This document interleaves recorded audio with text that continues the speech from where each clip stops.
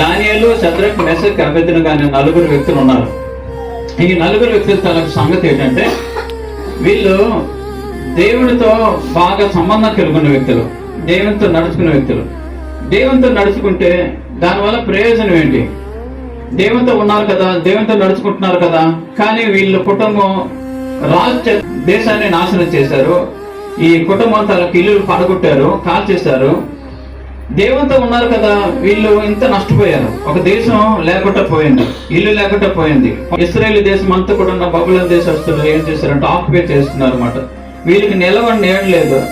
ఇంత కూడా నాకు జరిగినప్పుడు కూడా ఈ షద్రక్, మెషక్, అబేద్నెగో, దానియేలు అనే వ్యక్తులు ఎంత నష్టపోయినా, ఎంత కష్టాలైనా దేవుడిని వెంబడించడం మానలేదు అనమాట. భోజనం వీళ్ళకి పెట్టండి అని అనేటప్పటికి దానియేలు, షద్రక్, మెషక్, అబేద్నెగో అంటారు కదా, రాజుగారు భోజనం మేము తిన్నాం. ఎందుకోసం అంటే రాజు బలించిన మాంసం వీళ్ళకి పెడుతూ ఉంటాడు అన్నమాట. ఆ బలించిన మాంసమే రాజు తింటాడు. రాజు తిన్న ఆహారమే ఈ యవనస్తులకు పెట్టమన్నాడు అనమాట.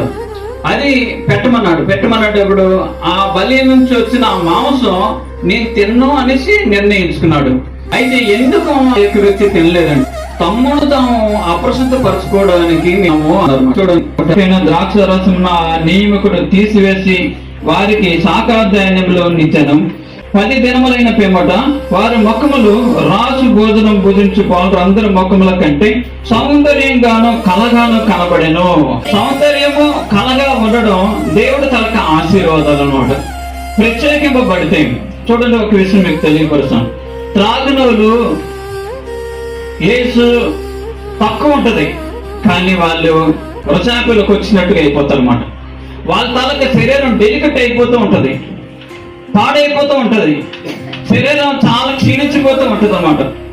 వాళ్ళు దేవుని బిడ్డలు వాళ్ళు యవ్వన జీవితంలో ఎలాగుంటారో వాళ్ళకి అలవాటు లేవు కనుక దేవుడు పాపాల నుంచి ఎప్పుడైతే యవనస్తులు దూరంగా ఉన్నారో, వాళ్ళ శరీరం ఎప్పుడైతే అపవిత్రపరచుకోకుండా ఉన్నారో వాళ్ళ కళ దేవుడు ఇచ్చాడు, అలాగే సౌందర్యం ఇచ్చాడు అన్నమాట.